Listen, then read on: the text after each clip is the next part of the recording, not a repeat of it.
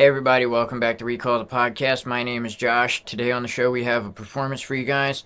Stick around after for a one-on-one with Being Malleable. Right, this song is called I'd Say I'm Not a Ghost, but I feel like that's exactly what a ghost would say.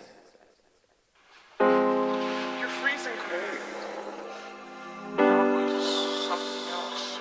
Max, where'd you go? No place. I was right here. Listen. Praying for me. Total random. No. It was like a strange dream. Sort of scary. All these bright colors. So they say I'm less tangible than I was before. And lately I've been moving through the walls and falling through the floor. But I don't feel a difference. No, I don't feel any difference.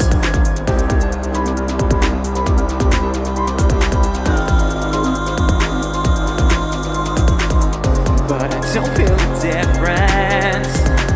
No, I don't feel any difference.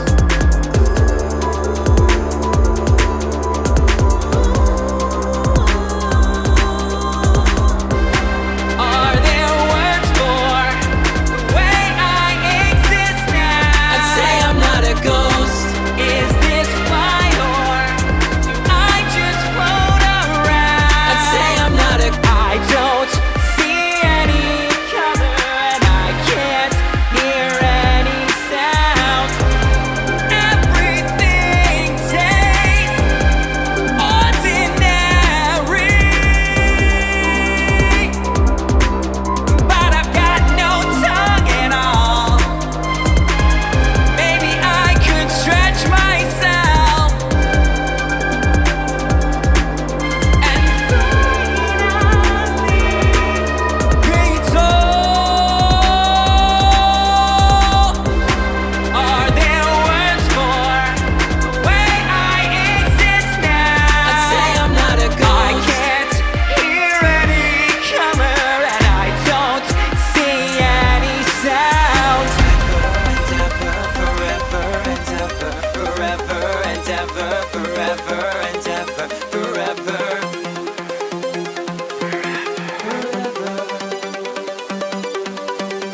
For I've been facing forever and ever, is this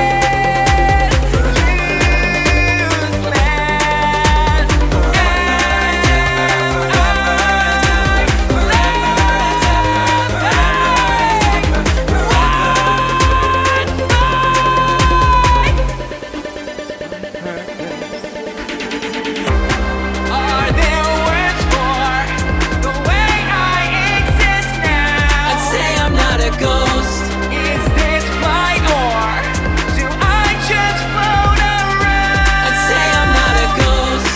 Am I dying or will I one day be found? I'd say I'm not a. I don't see any color and I can't hear any sound. I'd say I'm not a ghost. So I never know how to react with doing a live performance or anything like that as a viewer. Yeah. So what is something that like you would react to? Like how would you react to somebody on stage? Like because I feel like some type of way if I'm just staring at you the entire time, but I also feel like if I'm not looking at you, you Yeah. wouldn't be thinking I'm paying attention to you. I would say between those two, I would recommend. I'd rather you watch. I Right. like my whole thing is I'm just happy to be doing this. I just want people to hear what I'm doing. I don't expect everybody to like what I'm doing, but it's cool for people to just give it a shot. So like when I'm performing, like someone paying attention, that makes me happy. So yeah, I mean, I think if you could also, there's definitely going to be people who have like anxiety about performance and stuff like that. Like Right. for me. I'm just excited to be doing it. So for sure, I think either way is fine. I also know that you're doing technical stuff, so Yeah, I would I think am, that you're yeah. like you're messing with knobs and everything like that instead of being like, oh, I can't wait till this guy's done. So you know. I mean, like it's like I'm trying to enjoy the show, but I don't want you to feel awkward. You know? Yeah, what I yeah, mean? yeah. I feel that. I feel that. Yeah, it happens. It happens. Well, why don't you go ahead and introduce yourself? All right. Hello. My name is Erik. I am performing under the name Being Malleable. I have been a musician for longer in my life than I have not been a musician. I am almost 40 years old. I've been playing in bands since high school. And this is the first time, this project, that I've ever fully ventured out on my own doing a solo thing. Very cool. Yeah, and I'm just loving it. So- Scary. yeah, definitely, definitely. But like a lot of vindication. So Vindication? I'm feeling good about it. So yeah. Very cool. Very cool. Well, we're wrapping up off holidays, and you know, I celebrate Christmas and all. How was your winter break going? Yeah, it was good. It was good. So my partner is originally from California, and we lived together. So she flew back home to spend some time with her family. And then when she came back, we did Christmas together with our pup. That's our dog, Tur. And then my son came and stayed at our house for a full week after that. So it was really, really good. So Very just getting cool. back in the swing of things now with work. So yeah, no complaints. I mean, I'm all complaints. I hate the winter. Like I hate being cold. And it's funny to talk to some of the people the company I work for. We have people who on my team who live in Minnesota, people who live in Iowa, all this kind of stuff, and they're like, "You're from the East Coast, like you should be used to." And I'm like, "Just because I grew up with this doesn't mean I like it. Like, Yeah. I'm a beach guy. I don't like the winter." So I understand that 100%. I'm not a fan of the cold myself. I like being outside mowing grass. yes, And yeah, you know, give me some t-shirts, tank sunshine. tops, Yeah, you know. absolutely. So I definitely get that. We've still got all of our Christmas stuff on our porch. Just like we haven't taken the time to get it all packed away or anything. yeah. So, but it was good for us too. Where was I? Oh, Being Malleable, the origin story. I did watch on Instagram, I do believe it was, you kind of explaining a little bit of like what you've done so far and how you've gotten to where you are. Yeah. Maybe go ahead and go through a little bit of that. Absolutely, absolutely. And yeah, that reel is on my personal Instagram. So like anybody who's following me just off the artist Instagram wouldn't get to see that. So yeah, that was so. I have, like I said, I've been in bands most of my life, and I've always just been a singer. I don't traditionally play an instrument, which has led to a lot of imposter syndrome for me. It took a really, really long time before I felt like I was actually a musician because I don't traditionally play an instrument, but we can get into that a little bit. That's where that vindication comes from. Yeah, okay. So basically for whatever reason, I call it my superpower, I'm able to just write vocals over anything. Like people will come and start playing. The very first band I was in was a metal band. I've been in, screamo, post-hardcore bands. I've been in lots of different types of projects. And I've always been able to just sit and sing over things that other people wrote. And for me, writing is my favorite part of making music. I love creating. That's where I want to do. And I love performing live and like having something like a product that people can actually listen to. But like for me, the writing is the number one thing. So I kind of got sick of sitting around and waiting for people to write music for me to sing over. I was like, I should try to figure this out. So kind of on a whim. I mean, I did do research and everything, but basically one day I went and bought Ableton Live. I bought a couple studio monitors, Yamaha monitors that I actually still have. I've had them for over 10 years. They're amazing. I love them. An audio interface, all these kinds of things, and just started figuring things out. Right. Learning how to use it, watching tutorials, reading. There's a great a magazine called Computer Music Magazine that there's always great tutorials and like resources in there. And I just started making music, and I made horrible music for a long time. We like, all have. Oh, yeah, you got to get that out, right? And then it was a really, really, I would say it was like 8 years before I made a song on my own where I was like, oh, this is a good song. Right.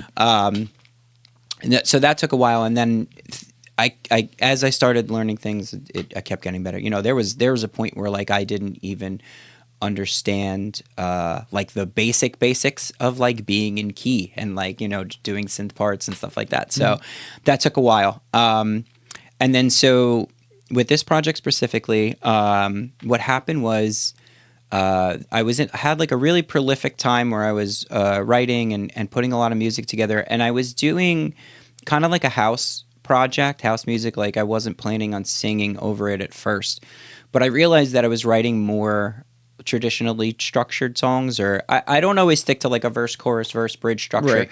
but It's kind of a good thing, honestly. It gets old a little bit. I like to keep things weird. Like I like to do weird stuff, but I found that I was writing parts of songs instead of just like, you know, with a lot of EDM, it's like you just kind of flow.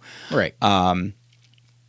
So I started trying to tailor the music toward that, and I hit this wall, this writer's block wall of, I mentioned before, like I'm always able to sing over whatever. I couldn't sing over my own stuff. It made no sense. And it was like, this was something that had always come really naturally to me.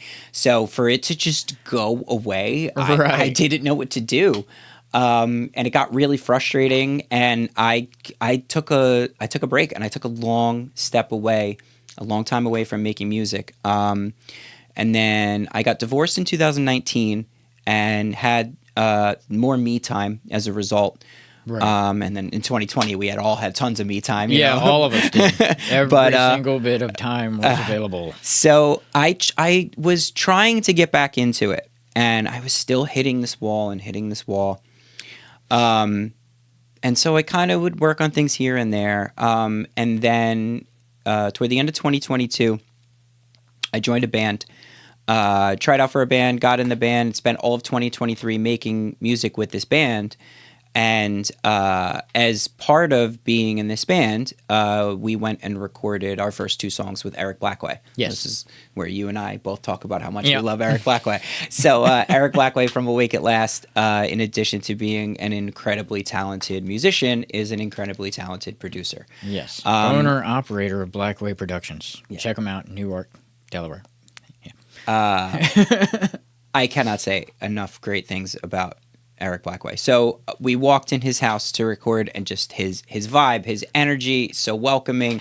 He and I had this immediate rapport. Like he was able to produce me the exact way that I wanted to be produced without either one of us communicating about it. Like, it just happened.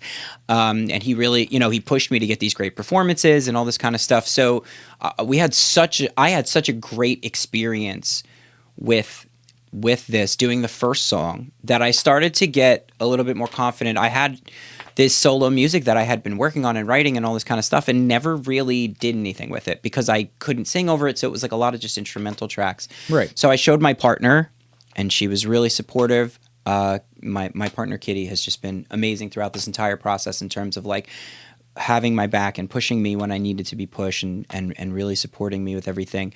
And I was like, Very cool. I was like, I want to. That's what you want out of a partner. Yeah. Absolutely. I was like, I want to see if Erik like would be into this. And she was like, you should really do that. So a couple other people said something similar.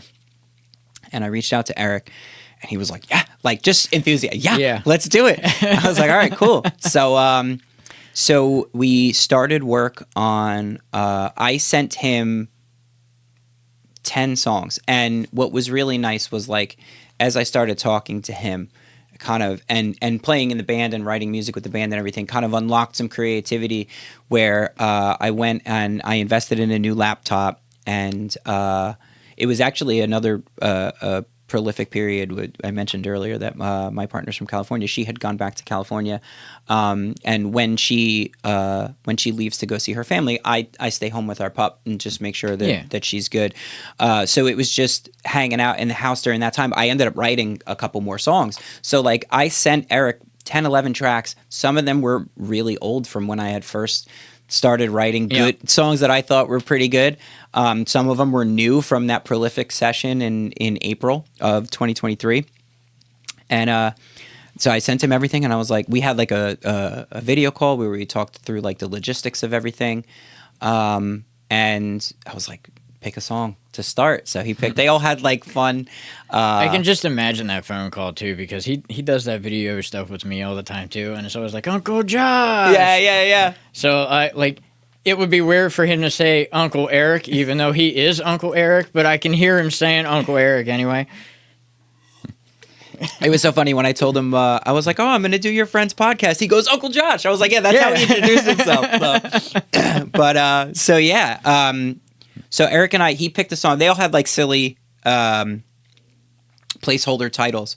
So he was like, I think the first one was Protection Racket was like what I had just randomly named it. I feel like, I don't know, do you watch Rick and Morty at all? Yeah. So Morty's Mind Blowers, where he has like, some of them have names, and then he just like starts, oh, this is poop, fart, and this one. Like I just start randomly naming things. So so we started digging into the song, and that's the song that ended up becoming Phasing May Occur, which is the first Being Malleable song. And I told Erik, I was like, I'm heavily influenced by Nine Inch Nails. Trent Reznor from Nine Inch Nails, to me, he is just, I have never been more inspired by a human being in my life. Everything about, his origins were he was working as a janitor in a studio in Cleveland, Ohio, and convinced the dude who owned the studio to let him record his demo in the off hours when the studio wasn't being used anyway. And that's what became Pretty Hate Machine. Like, gotcha. Okay. And I love the quote about him from the studio owner, where he was like, yeah, Trent, he was even a great janitor. Like he would really mop those floors. Like, it's just like, he's that good. So, Erik will take those things into consideration. When you tell him that you're inspired by something, like he'll take the time to go and listen to tracks from them and research on like how to make a best production for you. Absolutely. And so, I could tell he did that because I love a lot of Nine Inch Nails and Trent's stuff, especially like some of the movie scores he's done and everything. But for me, Pretty Hate Machine and The Downward Spiral, and to a little bit lesser of extent, The Fragile. But the first two, those two, Pretty Hate Machine and Downward Spiral, that's like the core of what I really, really was inspired by. And there are some other artists in there too. I've always been a huge fan of Bjork, always been a huge fan of Radiohead. A quintessential album for me sonically is Vapor Transmission by the band Orgy, which I never heard of it. So Orgy is like, they're known for their cover of Blue Monday, a New Order song, and they put out their first album. They were like friends with Korn and toured with them and stuff like that. But their second album is this very glam new metal type sound, and I am just so synth driven. Like I'm so into it. So I gave him these references, and the first time I remember sitting in my car with my son, I have a 9-year-old son. We were sitting in my car, and Erik sent back like the first demo of what became Phasing May Occur, and we played it through the car, and I was like, I wrote this. Like this is my song. Like this is insane. Yeah. He just it feels to me like I think I gave Erik something that was pretty decent, and he just made it sound to me incredible. Like his production, the drum choices, a lot of the different like arrangement choices and things like that. Like I love the direction that he took it in. Oh yeah, he'll make it flow. That's for sure. Yeah. So absolutely. So yeah, that was like the start of Being Malleable. So it started out as like a side project that I was doing while I was in this band that I was in. Side questing. Yeah, exactly. I was like, I have all these songs. They're not, it's a totally different style of music. I was in a heavy band singing and screaming, and this is more, just not rock at all. Right. And then I ended up in December of last year leaving that band. So I basically had this situation to walk into and just be like, all right, I'm doing this full time. Like, and you know, I've had conversations. I don't think that's the last of me being in a band or playing rock music or anything like that. I've had conversations with people and everything. But don't you worry. I'm gonna hit you up. You said you can rate on anything. I'm gonna send you some stuff. Oh, absolutely. I love to very collab. much So love collaborations. absolutely, I do. absolutely. But to me, I think this is my path. Like it especially. I played my first show this past Thursday night, and I had no idea what would happen. Like, right. You know, when I'm performing, you can't really see it in the performance that we did here, but I have the laptop and I have a MIDI controller, and I've cut my songs down into samples and I'm queuing them up as I go along. Right. You know, and I didn't know, is that going to be visually appealing? Like, is that going to be interesting? It's not the same as watching a band rock out, That's you know? true. That's true. But I think after that performance and I felt, I finally truly feel like I'm a musician. Like, I truly feel like I'm doing something that I'm really proud of this product, and I'm really proud of the fact that these are my songs. Like, this is Right. a solo effort, and I will not shy away from giving Erik an intense amount of credit. And he's not just producing me, like we're working collaboratively. And he, as you know, I'm sure he has this ear where, you know, on the song I just performed, the new single, the counter melody in the chorus, it's I say I'm not a ghost. He does this amazing thing where he's just like, I hear this, and then he'll like hum it or sing it, and I'm like, I'll write lyrics to that, and you know, it's just perfect. Yeah, so there's been times that like I've been stuck on a part where like I couldn't get a decent vocal melody or could not come up with the words for like a certain part, and he'll just send me like this small little keyboard MIDI file, and then I'll, you know, okay, Yep. I see where you're going, let me try to add something to that, and it helps, it really does. Well, and that kind of leads into how I don't know how Erik was able to do it, but he was able to get me to break that writer's block of not being able to write a vocal melody over my own stuff. With Phasing May Occur, we got this great instrumental, and then he was like, do you want me to send you like the melody that I hear? And I was like, yeah, sure. This is, you know, the very beginning of us doing this.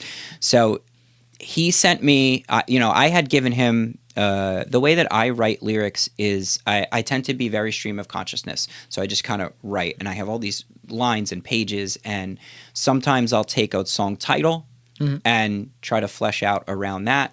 Sometimes I just write lines and then try to work them into things. So I had this whole kind of group of lyrics, and they actually ended up being part of the second song, Hanging by a String Theory. But Erik had used them as like, here's a melody you could do. And for whatever reason, it was like you could hear the click. Like as soon as I listened to it, I didn't even use anything that he did. But for some reason, when I heard what he wrote over it, I was like, wait, I could do this, and I did something totally, completely different. Yeah, and that's what he wants you to do. Yeah, and since then, he's not trying to do your job for you. He's trying to inspire you. Yeah, and bring out that emotion, and then you know it triggers something. It really does. Yeah. I hope you titled this episode as like Being Malleable featuring the Erik Black White Love Fest. Like that's this for sure. We're love just you, boo boo. My partner literally only refers to him as boyfriend Erik because that's how I talk about Erik. Like My she's like wife that's has your shared boyfriend. that same sentiment. Yeah. So yeah, but it's you know I we get a text message from him. Is that your boyfriend? Exactly. Yeah. Maybe. What's it to you? Yeah. We've had I mean on the. It's in the mixing stages right now. The fourth song, probably aiming for like an April release for that. But exactly what you were just saying. Like we went into that, and I was like, I kind of have an idea for the chorus, but I was like, I don't think it's good enough to be a chorus. So I laid it down, and then we basically were like, let's try to figure out a counter melody. And then we were going back and forth, coming up with things, and we recorded, I want to say 4 or 5 different takes of. We started with my initial vocal melody and then wrote a counter melody, and then we were both like, okay, that counter melody could be the main vocal. Right. Push that to main, got rid of the initial one, and then wrote a counter to that. And then we finally ended up with, okay, this is the main and this is the counter. But just that going back and forth process. So yeah, it's been really good. So yeah, that's that's where the project that's the start, and I feel with the timing of leaving the band at the end of the year last year, I went into 2024. We're recording this in mid-January. Yep. So I went into 2024 with the mindset of I am putting all of my effort into being malleable in 2024. 100%. I want to see where that goes. Something that I've always wanted to do and never had an opportunity to do before now is do a concept album. And I realized at the onset of this project that I'm working with Erik to do, like, we negotiated to do like 10 songs minimum. Right. So I'm like, I have an opportunity to have a thematically linked project. Now, are you going to do it as an album, or are you going to do it as separate singles throughout the year? Yes, both. Yes, both. Every song on this. So I sat down and started thinking about what the topic of this could be. And knowing that I'm going into this project very synth-based, very piano-based, not looking to do a rock, even though a lot of those influences that I talked about are rock-based, but like I'm not trying to do a rock project with this. And I started thinking about what could be an interesting topic. And I've always been really interested in existentialism and how we fit into everything. And I'm not even gonna lie to you, I don't know what that is. No problem. Just like an analysis of like existence in general, like that. Okay. So I'm not a hater of religion or anything like that. Like, people can do their own thing, but I'm not religious in any way. So for me, I'm analyzing, looking at we humans. We exist in an infinitely expanding universe. The universe is infinitely expanding and growing and evolving, and we occupy a very tiny, finite space within that. And I kind of just landed there and started thinking about, okay, how can we get into that? So I went and got some books and read some articles and watched some videos and did a lot of research on paradoxes and physics and things like that. So the first two songs that I've released, Phasing May Occur and Hanging by a String Theory, they're both very like on the nose of that topic. They're both very much, the lyrics are coming from that perspective. With Phasing May Occur, as I started, it was really funny. This one came accidentally. I hate doing the dishes. Fair. It's something we all have to do, and I sure do hate it. So one of the ways that I always throw my phone on a stand and watch YouTube while I'm doing it. Fair.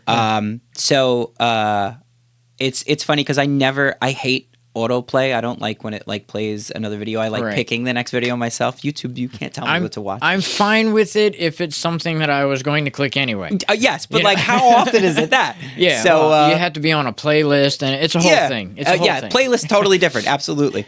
And so for whatever reason, this one time I had autoplay on. I guess I had it enabled for some reason, and it started. I had watched something, it finished, and it started playing a video of someone doing a review of a Dungeons and Dragons module. Now, I'm interested in gaming, and my son and I play a lot of board games, but I don't play Dungeons and Dragons.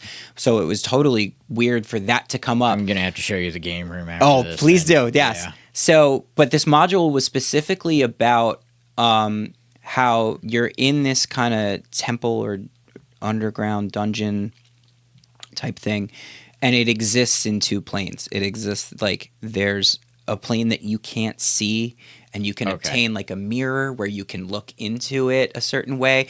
But it was a lot about like phasing through that, and with a lot of what I believe in, like I think that there's infinite possibilities. There's infinite universes with infinite possibilities of everything that could possibly happen. So I became obsessed with the idea of like phasing That's between. An interesting phasing way between to think them. about it. Yeah, I like that. So that's kind of been a theme across the songs so far. I mean, Phasing May Occur is the first song. It's just basically like, saying exactly what I said. We exist in this small thing, but like maybe we can phase through. Well, it kind of leans into what I actually have a little bit of notes right here. Yeah. And one of them was like, I've been listening to the music the last couple of weeks, trying to prepare and learn about you before you showed up. Yeah. And I had written down that the music had felt very emotional, like you weren't just saying words, but trying to invoke an emotional response from a listener. So like it kind of, I feel like I'm kind of on the nose a little bit with like the way, like, instead of trying to get an emotion, you're trying to get a thought process. Yeah. I would say. Yeah, I think I am an incredibly emotional person to begin with. I live every day with clinical anxiety, so my That's brain. tough, man. Sorry yeah, to hear that. yeah. I mean, I manage it. I'm a big believer in mental health awareness. Something that I mentioned at every show with the band that I played with, but I'm a big believer in therapy. I think that you really need to speak to a professional to get these things under control. So, I'm actively in therapy and have different methods that I do. Has music helped at all? Yeah. Yeah. I like to think that with music, I get nervous about performing, but I Right. don't get anxious. Whereas, Right. like, I spend the rest of I'm basically in my body is in like fight or flight mode at all times. So it's just exhausting and it's draining. Yeah, and it's like I can understand that. Yeah, Yeah, for so- sure. I basically I've always kind of been a person where I'm either all in on something or I don't care about it. Right. So fair, you know, it's just like it's impossible for me to do something without emotion. So I really appreciate that was your response to the music. Like I do definitely want to make something that connects with people. Like the first time I heard OK Computer, the first time I heard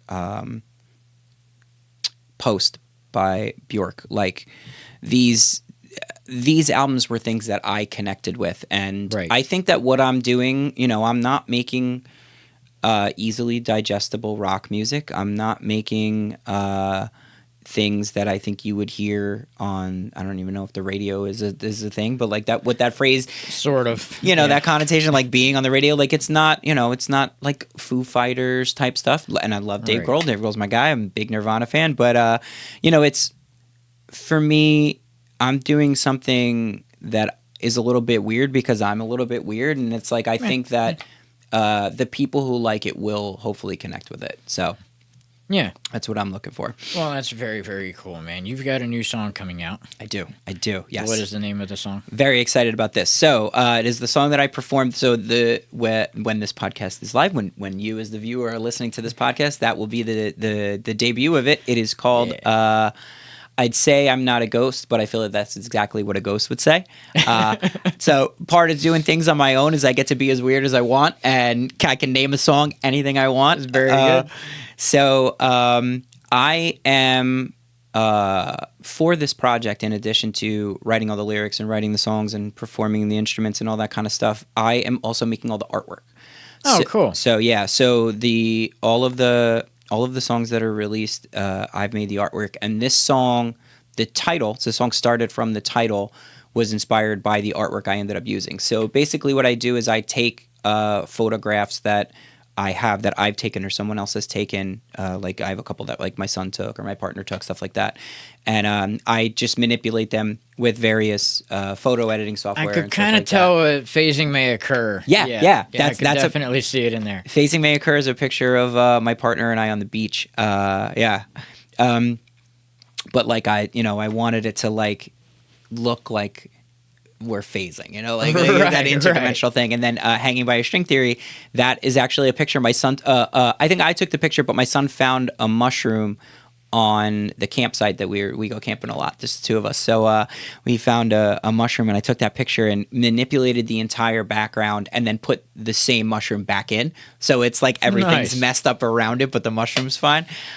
So this picture, the cover art for Ghost is a manipulated picture of my partner, and for whatever reason, when I looked at the final product, that phrase kind of popped into my head, and I wrote it down.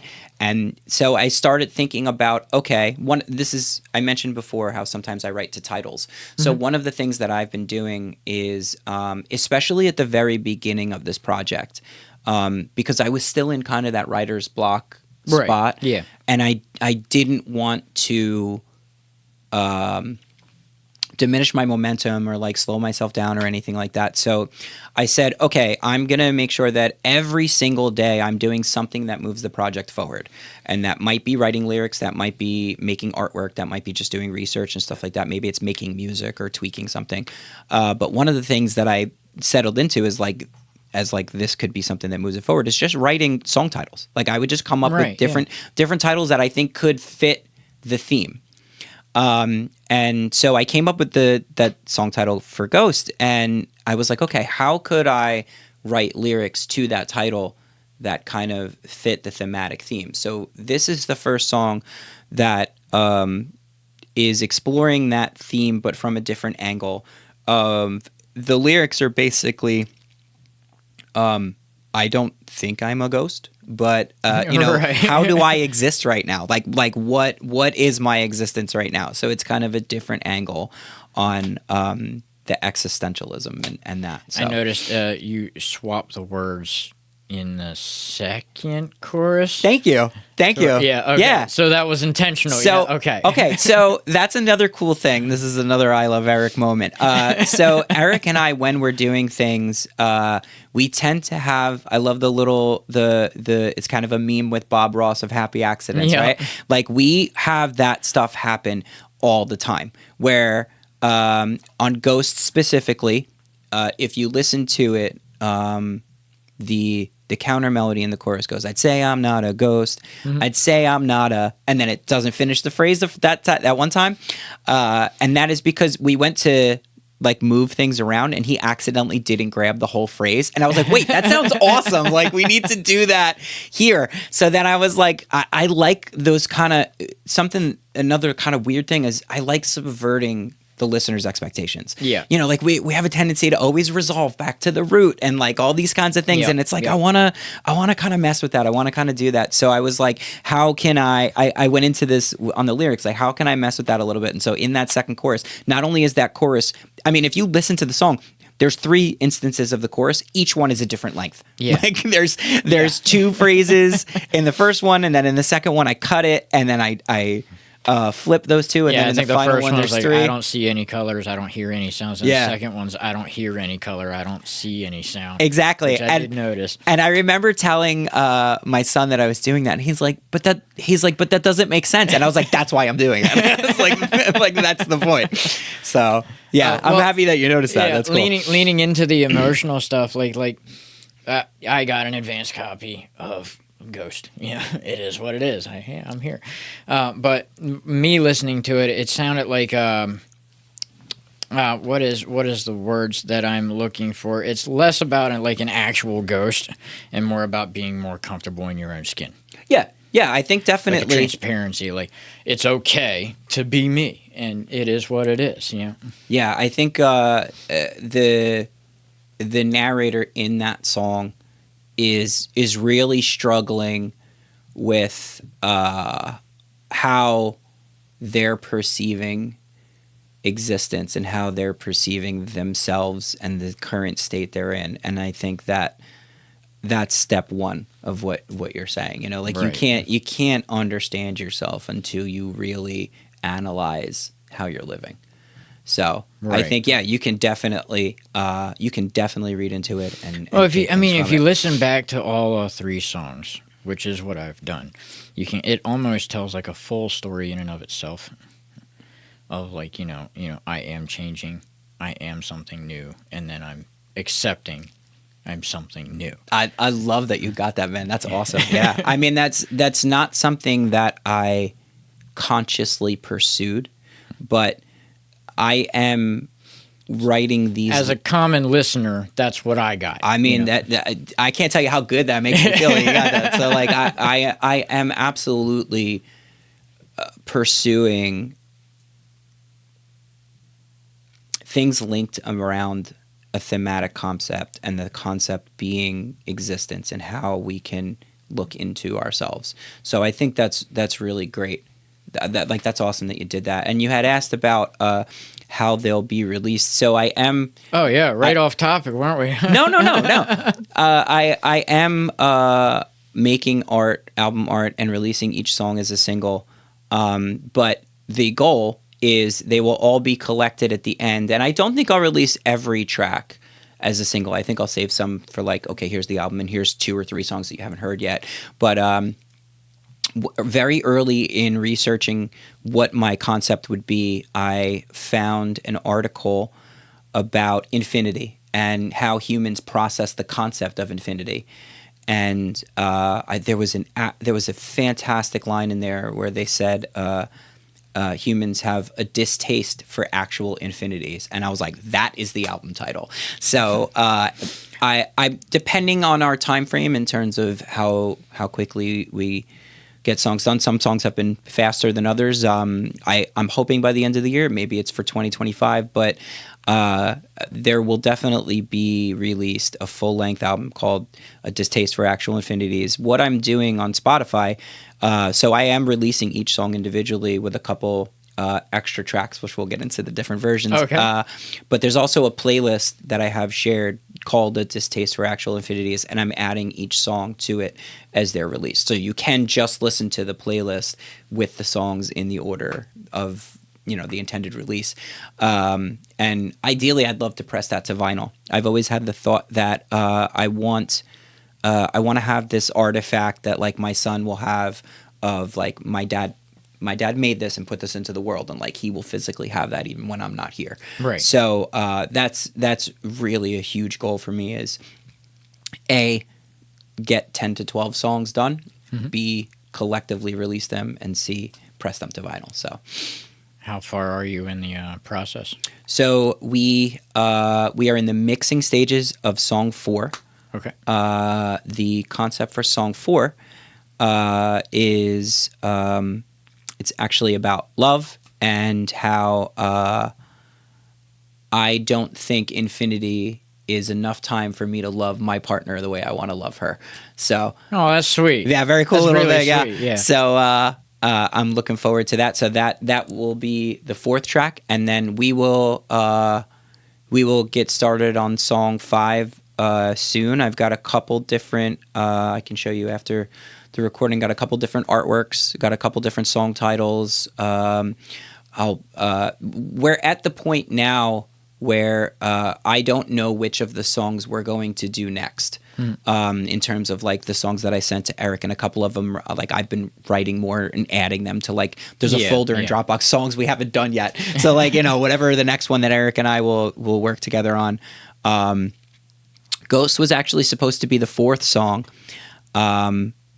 But when we started work on what I thought would be the 3rd song, I was having a lot of trouble singing the melody that I heard for it. And I ended up,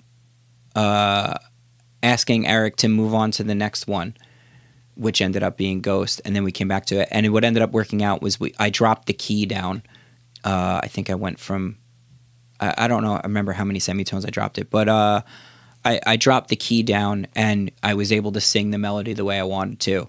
And then it's so funny because we ended up changing everything anyway, but it worked out really well. So there was like a very clear, like, these are the first few songs, and we're getting into now kind of like more of like a less organized thing where it's like, okay, I'm just going to let Eric pick which one he thinks we should do. That's what I do. Yeah. So, I send him a folder, 10, 20 songs, and he gets to pick whatever we work with. Exactly. So I mean, yeah. some are just like little instrumentals that I haven't really done anything with, and others are like full-on complete songs that I just want to like reinvigorate, bring back to life in some way, shape, or form.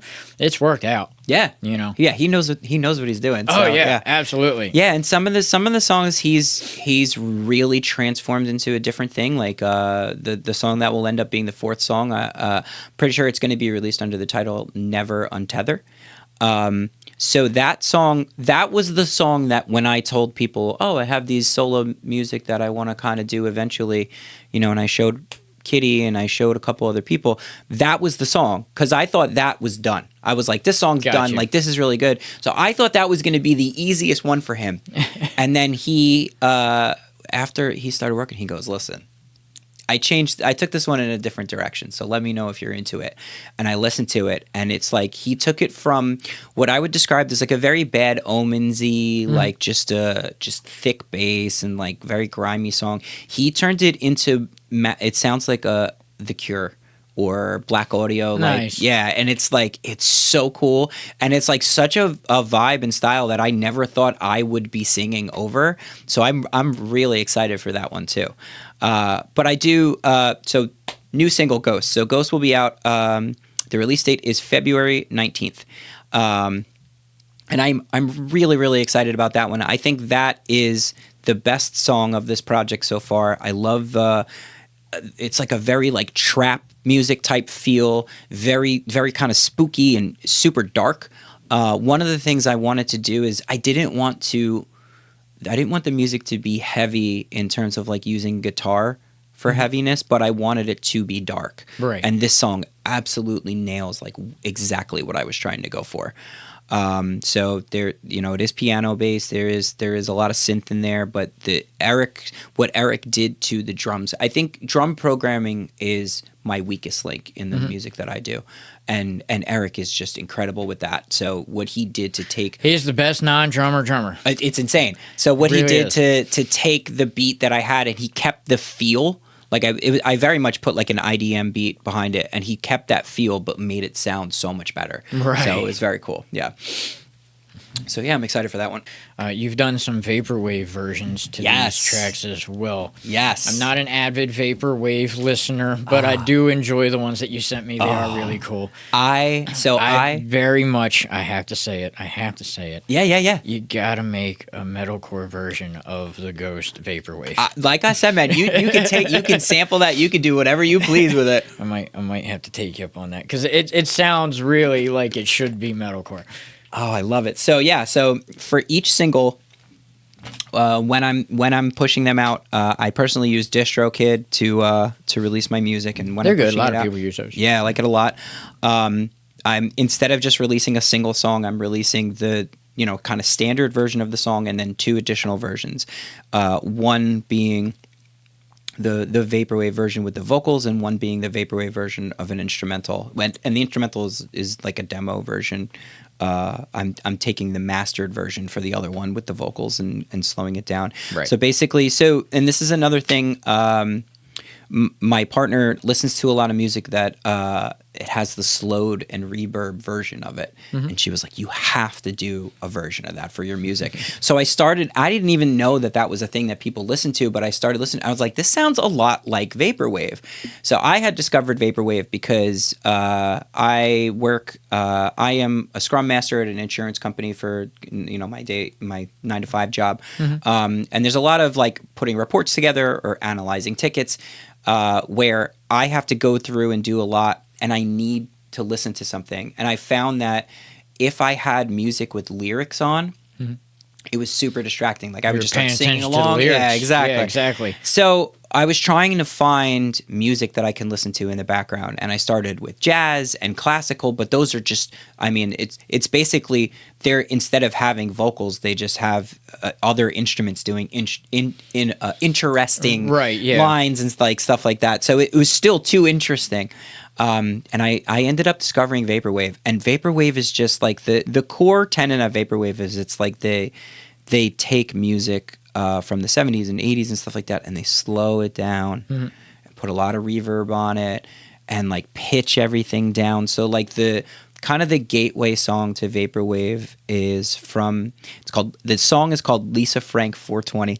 Okay. The album is Floral Shop. The artist is Macintosh Plus, and the song is a Diana Ross song that's slowed down, pitched down, chopped up, so very glitchy. Like the drums are all over the place, but when they pitch Diana Ross's vocals down, it's very deep. Like people who review the song say the singer, he sounds like this, and it's like you don't even realize that's Diana Ross. So, but I then listened to that, and I was like, this is crazy. So there's all these subgenres. There's all these different ways to go. I kind of took a dive. Oh my goodness! In learning about it, yeah, I love it. I can see myself like more using it as like a relaxation music, like a mild background music. Absolutely. You know what I mean? Absolutely, yeah. instead of like I listen to a lot of music. Like this room is always filled with some kind of heavy, very concentrated. But sometimes you just want to like throw on like the LED lights that I have on around here and just kind of like chill. You need a palate cleanser, right? Yeah, something like that. Just get my mind off of Yeah, stuff. and I feel like there's a vaporwave genre for like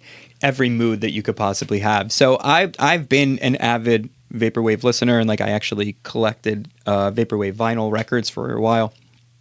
But so that was like the approach I took with those, and for whatever reason, as soon as I slowed the tempo, I know for a fact that Ghost is at half speed and it's down 4 semitones. Yeah. I think the other two they might even be a little slower than half speed. It might be even more slowed down, and they're both down 3 semitones. As soon as I did that, I loved the way my voice sounded. Like I was just like, why do I sound so cool in this pitch down slow motion version?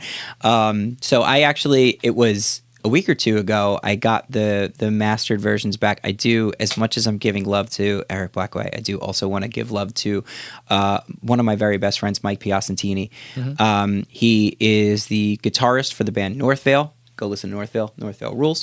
I'll leave a link. Absolutely. And Mike is he is a Grammy award-winning mastering engineer. Very cool. He works at Sony. He mastered the Miles Ahead soundtrack, which won a Grammy, and he is an incredible friend. He's an incredible musician, and he does all the mastering for all my stuff. So thank you, Mike. But like as soon as I got the masters back from him and slowed it down to make the vaporwave version of Ghost, my son and I were like dancing around the room and stuff like that. It was really, really cool. So yeah. Oh, we got a message. Hold on. Yeah, no problem. Dane Melvin's in the house, helping out with cameras today. All right, we're going to try to get back on track and figure out where we were. We were just talking about the vaporwave stuff. We had to take a short little pit stop. You had your very first show. I did, yes. So that was awesome. So, I was a bit worried about how, being a dude alone on stage pushing buttons in front of a computer and singing. Is it different than being in a band and doing it? Yeah. So the big thing for me is, I would say, I don't know how accurate it is. I'd say I've played hundreds of shows in bands. I've really, really played a lot of music in my life, and the band that I was in after high school, we would play 2 to 3 shows every weekend. We did like a little mini tour, like all this kind of stuff. So I've played a lot of shows, but it's always, some acoustic shows here and there, but for the most part, it's always been me on stage with a band behind me. So it's like, it's loud, and there's someone playing drums, and there's dudes playing guitar, jumping around, and it's like, if I mess up, it's whatever, I was the other way around. I was the drummer. You were the drummer, right? So I was behind. You're not allowed to mess up. Yeah, nobody knew. Like if I throw a stick and had to grab another one, no one paid attention. No one knew, right? But now it's like I'm up front now, and it's a whole different ballgame now. It really is. So, and with the solo stuff, and especially it being computer based, it's like if I make a mistake, it's very evident. If I hit a wrong note, there's nothing covering me. So, and part of that is I'm a big believer in like live music in general. I don't think you should go to a show and think that you're going to hear a song exactly the way it sounds on record. Like, it's a live version. So I do, we'll sing things differently and stuff like that. But for the most part, I want to, it's important to make a good performance, right? So, the show itself was great. Where was the show at? The show was at the Fire in Philly. Shout out to played with 3 bands. They were all incredibly nice. The Lemon Balls, Into Sunday, and the Ditches. And I think I follow all of them on Instagram. They were all so nice. We had like a group chat that was going on. There was another band that was supposed to play Death on Stage, and they ended up having an injury, so they had to pull out. But like everybody was like super accommodating and everything. So that's for me. It's like I just want love in the scene. Like everybody being nice to each other. That's all I want. So shout out to them. But the show itself was awesome. It was really, really great to like get that and go. Now with them not being able to make the show, did that extend the amount of time you had on stage? No, we ended up the show ended an hour earlier than it was supposed to. So they allocated me 40 minutes, and I have I have 3 songs. One being mixed now is the 4th song. So even, and I did play that 4th song. I played like essentially a demo version of it. But even that's only 4 songs. That's not a 40-minute set. There was a moment in the set where I was like, all right, I'm halfway through my set, and that's 14 minutes. So I did end up playing a couple covers. I saw a video you playing Lady Gaga. Yeah, so I'm a huge Lady Gaga fan. Love her. I played Applause, which is my favorite song by her. And then I also ended the show with a cover of Cry Me a River, which is a song that I love to sing. Like, I just, for whatever reason, that song is like perfectly in my wheelhouse. So that was really, really fun.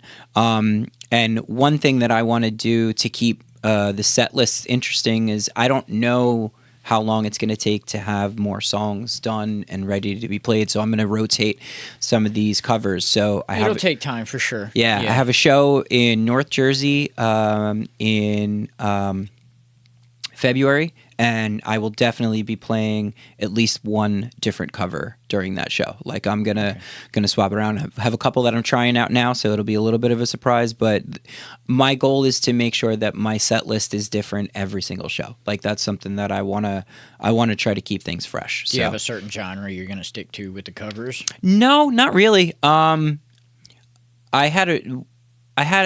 Basically, it needs to be fun to sing. Like, I was going to cover my favorite Hall & Oates song, Out of Touch, and I love that song, but for whatever reason, it wasn't fun to perform. Like, I practiced it a bunch, and I wasn't having fun doing it.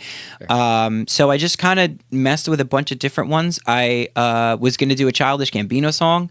I was going to try to do Heartbeat. It's been a minute since I heard that name. Yeah, oh my God. But that, like, I realized I could not rap. I was like, shit, that's not working. So, yeah. So we'll see. We'll see. I mean, you know, I'm not a pop singer in any way, but I covered 2 pop songs. I think that, you know, genres can be malleable. Right? Being malleable. There you go, baby. So, yeah, you know. lay it right in there as a segue. Yeah.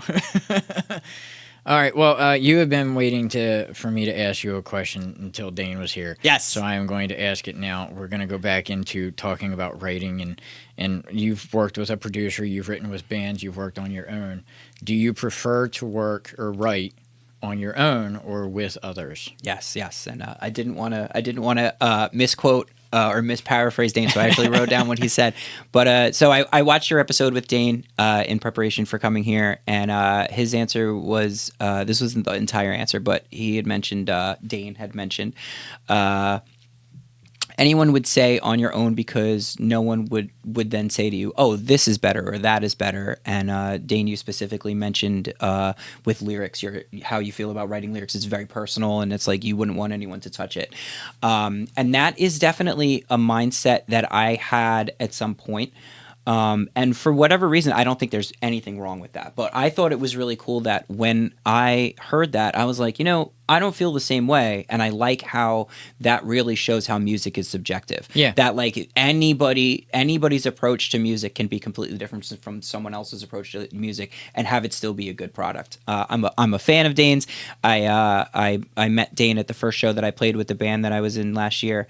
And, you know, I've been excited to see you do more stuff too. So don't you worry, we're gonna take care of Dane. Yeah, definitely. Nothing negative about that or anything, but like for me personally, I do understand like having personal lyrics and everything like that, and especially in that band, I would put a lot about my mental health out in the open and wrote about that. But one thing that for whatever reason, I mentioned I took that big gap from making music, and getting back into it, I decided to really embrace people changing things around. And that's been a big thing that I've been doing with Erik, is I will come in with some lyrics and he'll be like, oh, maybe you should try this. Maybe you should move that. There's been times where I'm like, I think a song is going to go a certain way.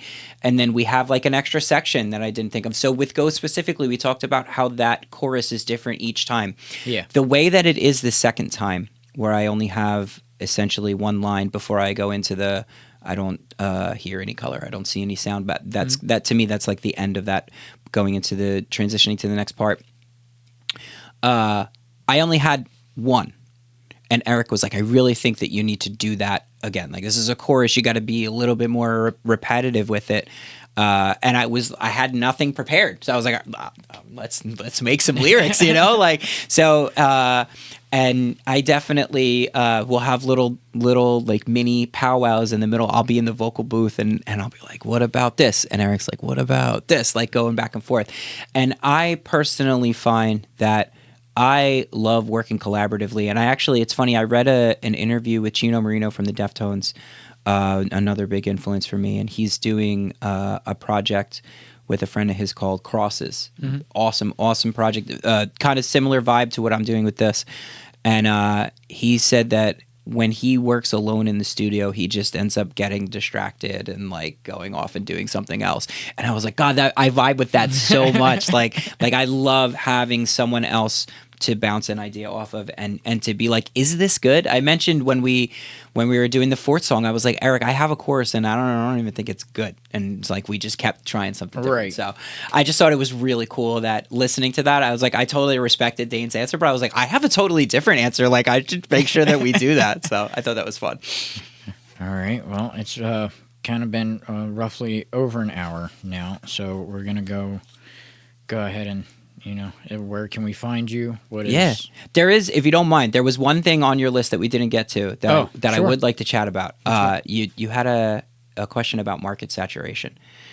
Yeah. So, it was a whole spiel about it too, honestly. Like there's a whole lot written down. I didn't know if you had time to do so because you were limited. Yeah, we could do a few more minutes. Well, when I just read your question, the kind of the way that I was thinking about that is like, I have no idea how to do this. I have no idea how to be a modern musician.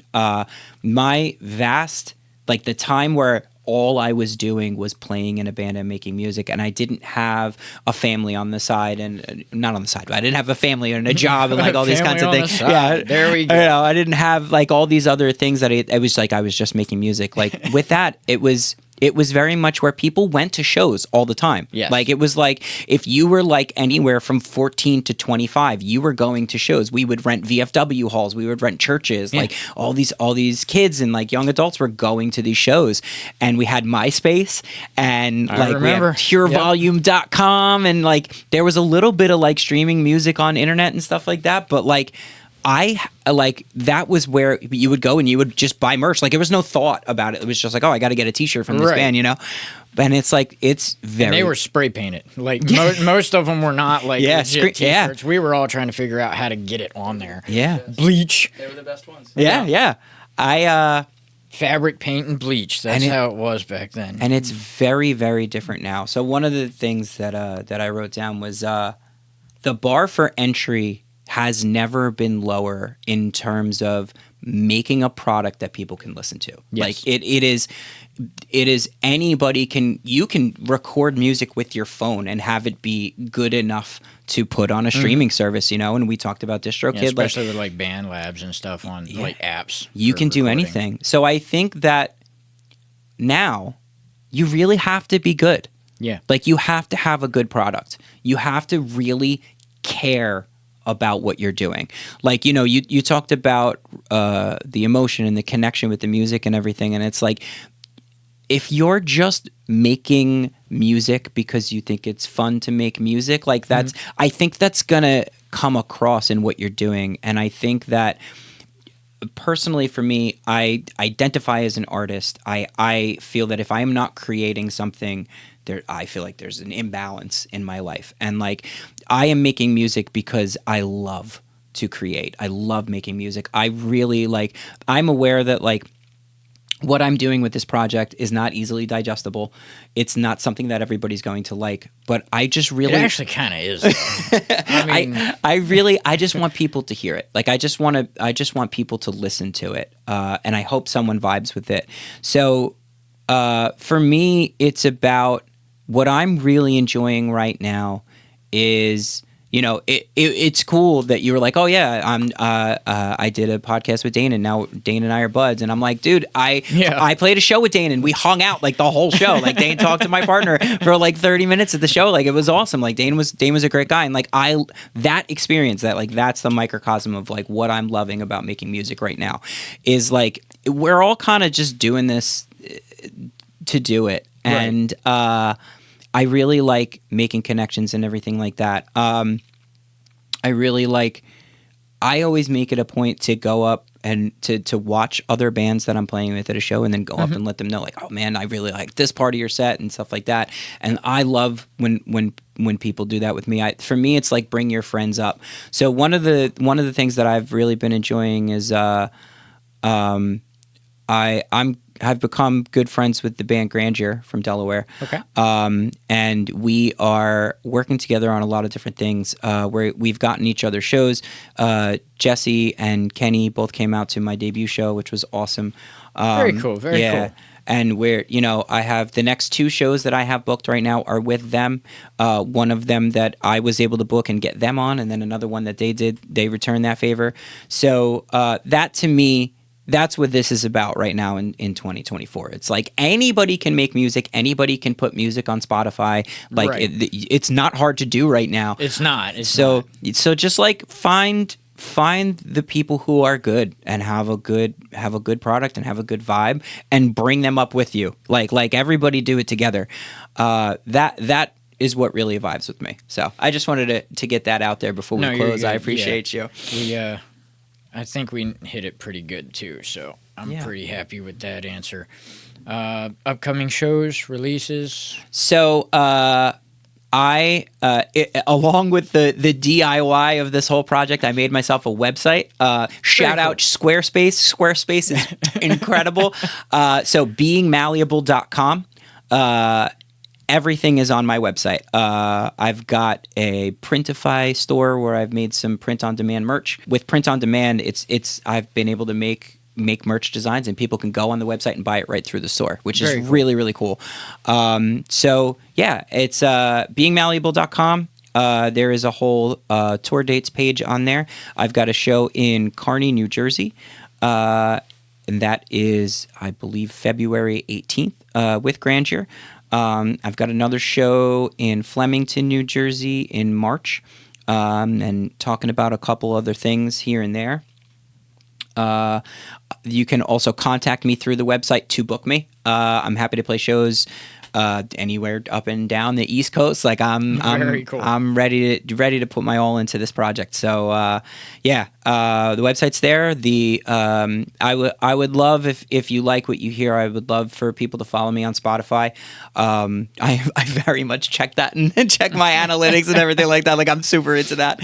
So I hope people really like what I'm doing. Being Malleable song number 3, I'd say I'm not a ghost, but I feel like that's exactly what a ghost would say. That will be out February 19th.